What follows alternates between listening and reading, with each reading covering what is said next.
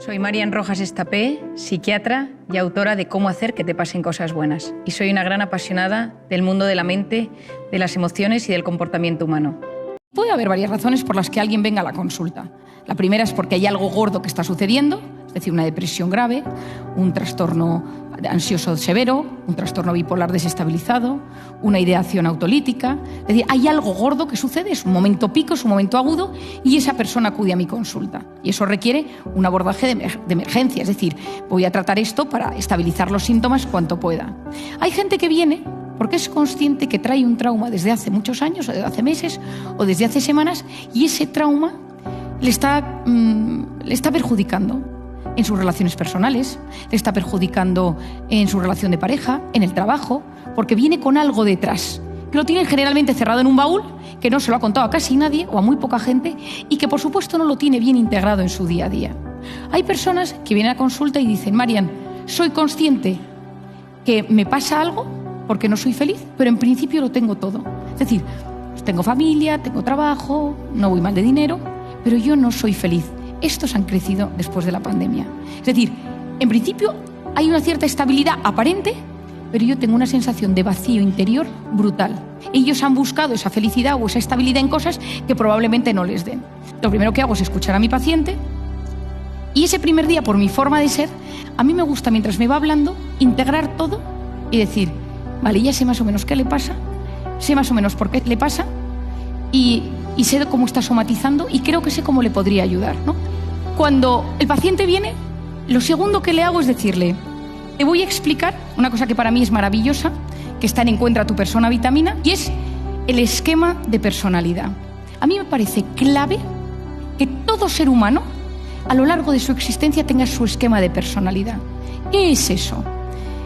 Yo soy de una forma de ser, imaginémonos. Ana es una persona sensible, le da vueltas a las cosas y es muy tímida. Entonces ella viene a verme a la consulta y me dice: mira, Marian, yo vengo a verte porque tengo migrañas constantes y ataques de pánico. Llevo toda la vida a base de medicación para la cabeza y para los dolores de cabeza, y que si Lexatin, que si Tranquimacin, que si Orfidal.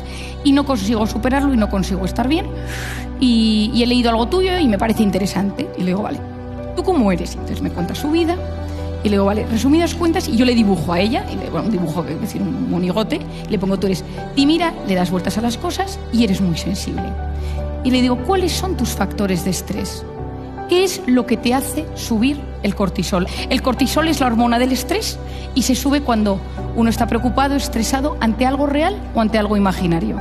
Y cuando uno vive preocupado constantemente por algo, es una intoxicación de cortisol y todo nuestro organismo se modifica a nivel físico y a nivel psicológico.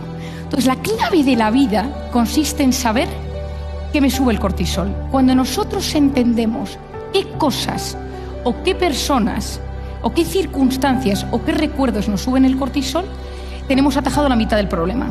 ¿Por qué? Porque entonces yo puedo empezar a sanar y a tratarme. La persona que le da vueltas a las cosas ante el estrés entra en pensamientos en bucle. Tenía que haberle dicho, tenía que haber ido, esto lo tenía que tal, y entonces rumiativo. Y Ana y todos nosotros somatizamos a dos niveles, a nivel físico y a nivel psicológico. Por todo el circuito del cortisol, inflamación, degradación del sistema inmune, problemas neurológicos, endocrinos, de fertilidad. Debido a esto, cada uno de nosotros somatiza de una manera. Entender que muchas veces, que por ese estado de irritabilidad, hacemos grandes mundos de cosas pequeñas porque no tenemos esa capacidad de gestión interior. Porque si estamos en modo alerta y eso de nuestra forma de ser ha somatizado en irritabilidad. Lo segundo es la ansiedad clásica. Puede haber ansiedad de diferentes tipos: ansiedad puntual, estrés, sensación de taquicardia, trastorno de ansiedad generalizado, que es que nuestro sistema nervioso simpático está profundamente vulnerable y ya a poco que lo toques, salta. Otra secuela psicológica puede ser que no retengo bien la información. No conozco a casi nadie que desde la pandemia no me haya dicho: tengo peor memoria. ¿Por qué?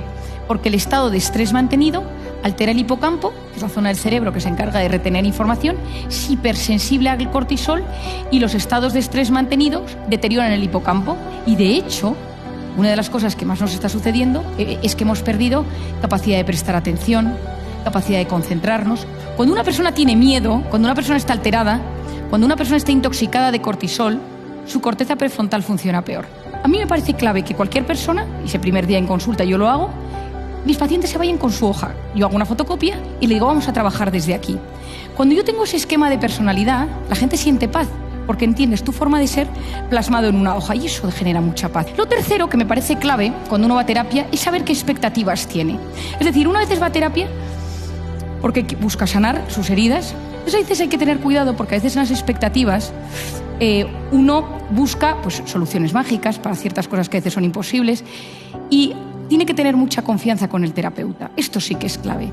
Yo reconozco que hago un tipo de psiquiatría que mi padre me enseñó, como la psiquiatría como una rama de la amistad. Es decir, yo reconozco que voy un punto más allá. Leí hace muchos años un artículo que decía la actitud del médico alivia el dolor.